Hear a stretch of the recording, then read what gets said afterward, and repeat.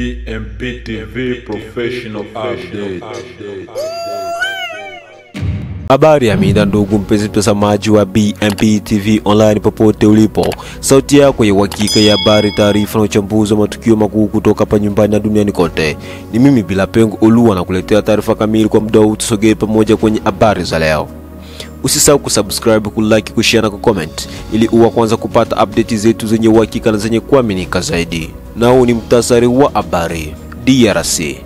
Katika jimbo la Kivu ya Kusini, kundi linalojiita Wazalendo limetangaza kuwa limewasili katika eneo la Walungu Nyangezi, likiendelea na maandalizi ya kile wanachoita mapokezi ya majenerali wao. Kundi linalojiita Wazalendo limesema limepoteza shujaa mmoja na linaendelea na mpango wa vita ukiwa ukielekeza hatua mbili kuu, Bukavu na Goma. Kuna hayo na mengineyo, baki nasi ili kupata kile kinachojiri katika nchi ya Kidemokrasia ya Kongo na dunia nzima kwa ujumla. Habari kamili. Hali ya usalama katika jimbo la Kivu ya Kusini linaendelea kuwa tete kufuatia taarifa mpya kutoka kwa kundi la Wazalendo ambao wamedai kufika rasmi katika eneo la Walungu Nyangezi, umbali wa kilomita chache tu kutoka mji wa Bukavu. Katika taarifa iliyosambazwa kwenye kurasa zao rasmi za mitandao ya kijamii, kundi hilo limeeleza kuwa lipo katika hatua za maandalizi ya mapokezi ya majenerali wao wakuu wanaotarajiwa kuwasili muda wowote. Wamesema, Akse Walungu Nyangezi, tumeweza kufika salama kwa maandalizi ya ujio wa majenerali wa Wazalendo. Mungu ailinde Bukavu kwa maana saa imekaribia. Maneno haya yamezua taharuki kubwa hasa miongoni mwa wakazi wa Bukavu, mji mkuu wa Kivu ya Kusini, ambao sasa wanaishi kwa hofu kwamba huenda mapigano makali yakazuka wakati wowote. Kundi hilo pia limetangaza kuwa liko live moja kwa moja kupitia ukurasa wa Facebook, likiahidi kujibu maswali ya wananchi na kutoa taarifa zaidi kuhusu malengo na mikakati yao. Ujumbe huo unaonyesha jinsi mitandao ya kijamii imekuwa nyenzo kuu ya mawasiliano na propaganda kwa makundi ya wapiganaji mashariki mwa DRC, wakitumia majukwaa hayo kujenga taswira ya ushawishi, uhalali na kuhamasisha wafuasi wao ndani na nje ya nchi. Taarifa hii inakuja wakati ambapo hali ya usalama katika maeneo ya Kamituga, Mwenga na Shabunda tayari imeripotiwa kuwa mbaya, huku ripoti zikieleza uwepo wa vikundi vinavyojiita Wazalendo katika maeneo hayo. Sasa, kuwasili kwao katika eneo la Walungu Nyangezi kuna tafsiriwa kama hatua ya karibu kabisa kuelekea Bukavu, jiji lenye umuhimu mkubwa wa kisiasa, kiuchumi na kiutawala. Aidha, wachambuzi wa masuala ya usalama wanaonya kuwa hali hii inaashiria mpango mpana wa kijeshi unaolenga kuzunguka mji wa Bukavu kutoka pande mbalimbali, hatua ambayo inaweza kupelekea mapigano makubwa iwapo hakutakuwa na uingiliaji wa haraka wa serikali ya kitaifa na wadau wa kimataifa. Uchambuzi wa kiusalama na kijamii. Mkakati wa kijeshi unaoimarika. Kuwasili kwa kundi la Wazalendo katika njia ya Walungu Nyangezi ni hatua ya kimkakati kwa sababu eneo hilo ni njia muhimu ya kuingia Bukavu. Wataalamu wa ulinzi wanaona hii kama hatua ya maandalizi ya kisaikolojia na ya kijeshi kabla ya mashambulizi makubwa. Mchezo wa kisaikolojia na mtandao wa kijamii. Kuweka matangazo ya moja kwa moja live kwenye Facebook ni mbinu ya kupanua ushawishi na kupandikiza hofu kwa raia. Wakati huo huo, inawaunganisha wafuasi wao wa ndani na wa diaspora katika propaganda ya moja tazari kwa Bukavu. Bukavu ni mji wenye idadi kubwa ya watu, shughuli nyingi za kibiashara na ni makao makuu ya Kivu ya Kusini. Hivyo, iwapo hali itaharibika, athari zake zitakuwa za kijamii, kiuchumi na kibinadamu. Athari kwa wananchi wa kawaida. Wananchi wa maeneo ya karibu wameripoti kuongezeka kwa hofu, ukosefu wa uhakika wa maisha na wengine wakiandaa kuhama iwapo mapigano yataanza. Kauli ya Mungu ailinde Bukavu imechukuliwa na wengi kama ishara kwamba kundi hilo linapanga operation kubwa, wito wa hatua za dharura. Wataalamu wa usalama wanashauri serikali kuu na uongozi wa Kivu ya Kusini kuimarisha ulinzi katika milango yote ya kuingia Bukavu, hasa maeneo ya Nyangezi, Walungu na Kaziba, ili kuepusha mapigano yasiyo na mipaka. Maoni ya wananchi. Mwananchi mmoja wa eneo la Walungu amesema, tumewaona vijana wengi wenye silaha wakiingia katika maeneo yetu, Wanasema ni wazalendo, lakini sisi wananchi tunaogopa. Tunataka amani, si vita. Mama mmoja wa mjini Bukavu naye ameliambia chombo chetu cha habari. Kila siku tunasikia taarifa mpya za makundi haya. Sasa tunaishi kwa hofu. Watoto hawezi kuenda shule kwa amani.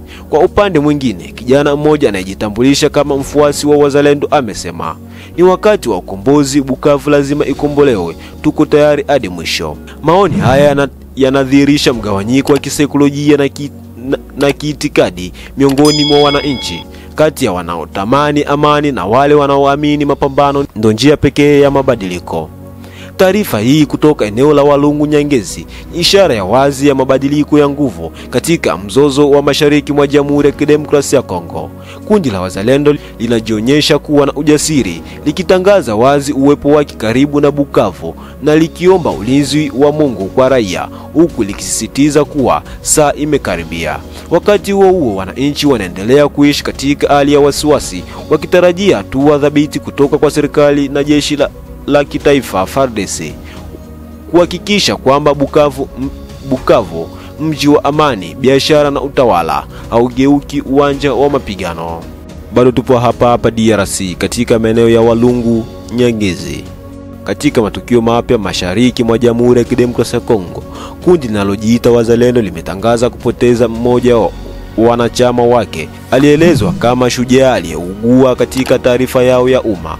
Kundi hilo limesema shughuli zao za kijeshi zinaangazia miundo miwili kuu, mji wa Bukavu na mji wa Goma. Kwa mujibu wa ujumbe ulioenea kwenye mitandao ya kijamii, wazalendo wameeleza kuwa wamefika katika eneo la Walungu Nyangezi.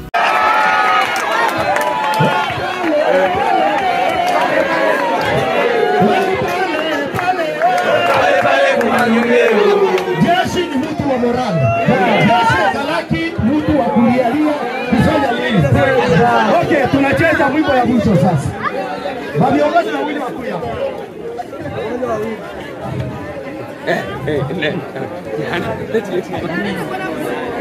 Mwimbo wapi tutacheza ya kunyonga tu. Ndio tunaenda. Nani anasimamia safari? Unajua kuimba? Jongea. Ule kwa nyonga sana kwa picho. Nyongea.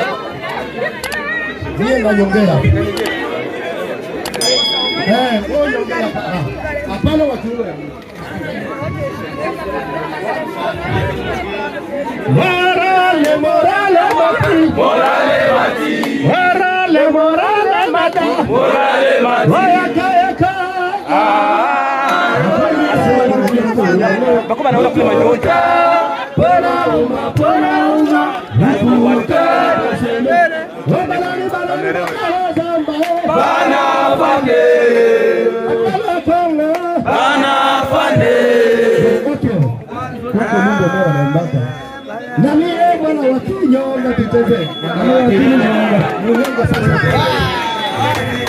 Morale wapi?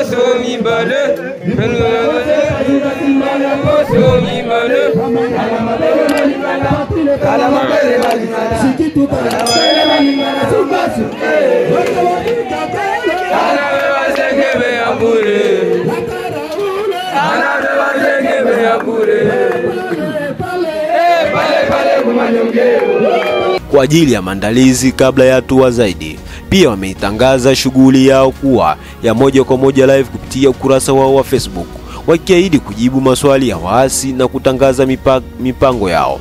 Taarifa hizi zimeibua hofu kwa wakazi wa Bukavu na maeneo jirani ambao tayari wameripoti kuongezeka kwa ukosefu wa usalama, kusitishwa kwa shughuli za kibiashara na wimbi la watu waliokimbilia maeneo salama. Mamlaka za serikali na vyombo vya usalama hazijatoa tamko la pamoja kuhusu madai haya hivi sasa, hali inayoongeza mgawanyiko miongoni mwa wananchi. Ni muhimu kusisitiza kwamba sehemu ya ujumbe uliotangazwa awali ilikuwa na maelekezo ya kuomba michango kwa njia za simu na huduma za kifedha. Sehemu hizi zimeondolewa katika ripoti hii kwa sababu zinahusiana na uwezeshaji wa shughuli za kikundi chenye silaha, jambo ambalo linahitaji uangalizi wa kina na hatua za kisheria kutoka kwa mamlaka husika. Uchambuzi wa kiusalama na kijamii, tendensi ya kijeshi na kistratejia. Bukavu na Goma inaashiria mkakati wa kimkakati unaolenga miji yenye umuhimu wa kisiasa na kiuchumi. Hii inaweza kuwa mbinu ya kueneza hofu na kuonyesha uwezo wa kuweza kuendesha operesheni za eneo pana. Matumizi ya mitandao kama dhana ya uhamasishaji. Tangazo la kuingia live kwenye Facebook linaonyesha jinsi makundi yanavyotumia mitandao kuimarisha morali ya wafuasi, kujenga hadhi ya kijeshi na kutengeneza taswira ya udhibiti.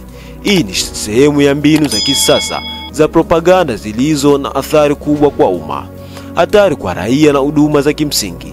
Iwapo hatua za kijeshi zitatokea, kuna hatari kubwa ya kuathiri huduma muhimu kama usafiri, masoko, huduma za afya na elimu. Watu wanaweza kuwa wakimbizi wa ndani na msongamano wa wakazi katika maeneo salama unaweza kuongezeka.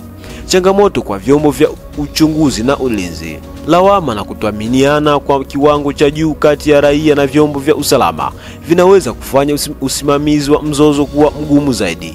Wakazi wanahitaji uhakikisho na taarifa za wakazi kutoka kwa mamlaka za serikali ili kupunguza hofu na uvumi. Mahitaji ya ufafanuzi wa kibinadamu. Katika muktadha wa migogoro, mahitaji ya msaada wa kibinadamu, chakula, maji, makazi ya muda, afya huongezeka. Ni muhimu kwamba misaada ikielekezwa kupitia njia za kisheria na kwa usimamizi wa mashirika ya kibinadamu yaliyoidhinishwa ili kuzuia matumizi yasiyofaa ya rasilimali.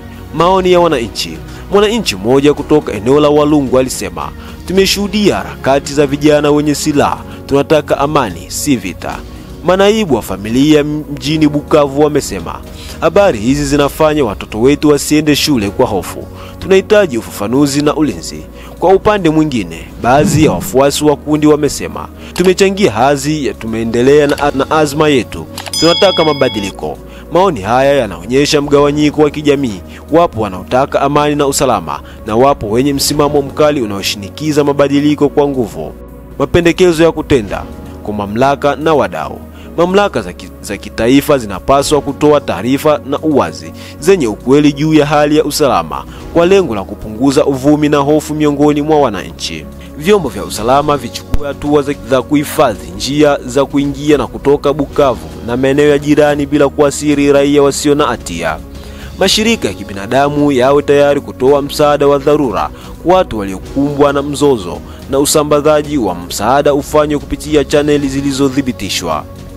Vyombo vya habari vikae na maadili ya kutoa taarifa bila kuhamasisha vurugu. Ripoti za uwazi, zisizo na ubaguzi na zilizo na taarifa za kukemea ueneaji wa propaganda hatarishi. Taarifa kuhusu kupoteza shujaa na madai ya wazalendo kwamba wanalenga Bukavu na Goma ni ishara ya wazi ya ongezeko la msongo wa kisiasa na usalama mashariki mwa DRC. Hali hii inahitaji ufafanuzi rasmi wa haraka kutoka kwa mamlaka, ulinzi wa raia na maandalizi ya msaada wa kibinadamu. Umma unapaswa kupewa taarifa za kuaminika ili kupunguza hofu, na hatua za kisheria zitakazokuwa za lazima zichukuliwe dhidi ya juhudi za kuuza au kuhamasisha udhibiti wa maeneo kwa njia ya vurugu. Na hivi ndivyo tunafunga ukurasa wetu wa habari kutoka hapa BMP TV Online. Endelea kuwa nasi kwa vipindi vingine vinavyofuata. Usisahau kusubscribe, kulike, kushare na kucomment ili uwe kwanza kupata update zetu zenye uhakika na zenye ukweli zaidi. Kwa niaba ya timu nzima ya utayarishaji, ni mimi Bila Pengo Olua, nikikutakia jioni njema.